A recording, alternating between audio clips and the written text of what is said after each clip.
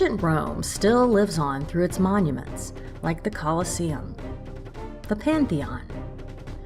Throughout its long history, Rome has continued to grow, and its influence still lives on. But where did Rome get its start? When it was at its peak, Rome was a vast empire. But long before the emperors and the armies, the beginnings of Rome takes us to the story of Romulus and Remus, two brothers raised by a wolf. Romulus would later found the city of Rome, and the city is named after him.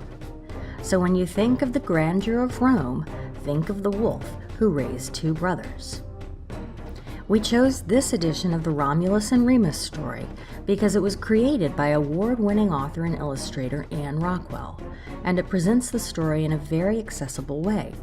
Written in early reader format, this story explores the Roman myth of Romulus and Remus and the legend of the creation of Rome in a way that beginning readers can tackle on their own. It's also fast-paced enough that it can be read aloud.